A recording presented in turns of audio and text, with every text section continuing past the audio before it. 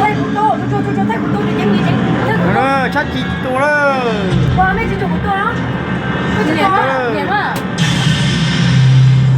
tôi ôi dồi chiếc thì chỉ bán đấy. tôi con chiếc cũng chưa có phải mà. Chiếc phải này rồi. Dạ. Thế này rồi không? Đây là dù mà. Mommy, can you give me mine? This is it. We're here. No. Lại hả? Đây con thì có phơi vào trên này. Đó. Có lạnh không? Ở đây phải mặc theo của tôi. Phải lúc ở nó sẽ đó. Lúc từ là tao nhận nêu.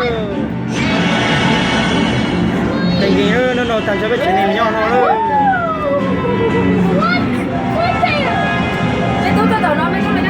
Bạn nhìn với nhau lắm. Ủa bạn mình nó học lắm. Bây giờ đâu sát đó bao lâu? Đó là tình gì nữa. Tôi chị kia.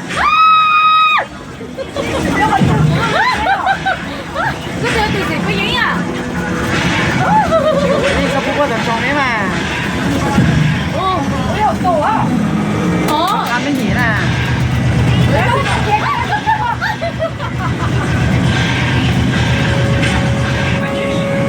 Trái ơi, áo tụi tôi, áo tụi nó đấy.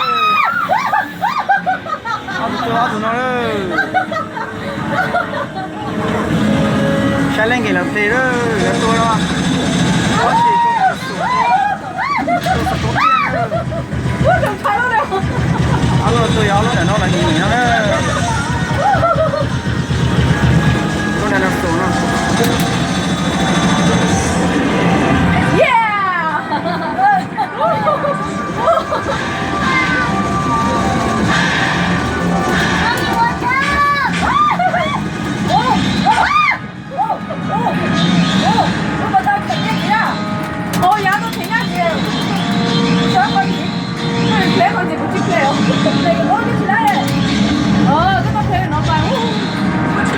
Đặt sai lô này cọc quá.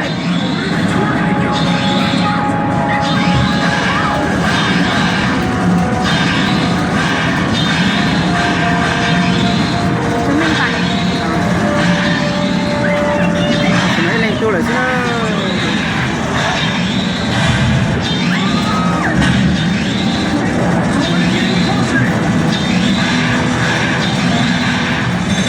tôi là tháo luôn đó.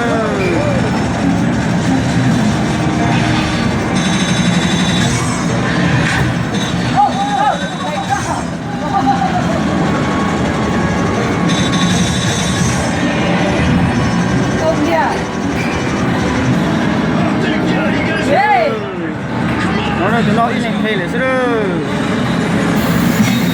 Ủa, cô có chị thật thấy nữa. Đấy, các bạn thuê nó sẵn rồi thuê về nhé. Bây giờ biết mẹ, cái đất này. Ở đây có đây, đừng thuê nữa. Ủa, chú đâu, đến chú đâu. Nó sẽ cho chiếc khách nó sụp tỏ rồi. Đây nè. Đây là gì đây? Lái nữa à, nhìn tao chưa à? Đây cứ thuê nữa, đây cái điện thuê nhau ra. Tao. Bạn thuê mà bạn đâu bạn sắp thuê nó. Ôi trời, đây cái gì sắp thuê hả? Ôi trời nào. Cô lột thuê à, xoay tí mà. Ôi lột thuê mà thuê kia, cô lột thuê là ủa, lỗ nó bắt đầu mà thế nào? Đồ lô. Thanh cái kia lỗ mà cái hái mà. Chắc chắn à. Bây giờ mình slide đó, nhìn thấy chưa? Ủa em ơi. Ôi, chị đây đó. Ôi, dơ, slide xuống à. Con này tung ơi. Lấy gì ra tung nó đó. Anh nói là chết gì đó. Nó lên thế đó. Con này tung về gì tôi đã. Còn nó đó, đã cho chúng đó. Tôi nhảy lúc nào với tôi. Tôi nói chị chi là nhảy lúc chị nhảy. Chung à, chúng à. Chung nó à. Chị nhảy nó nào ơi. Ra mấy cái tụi E đó. Chị sót sẵn lại em tôi. Tôi có phê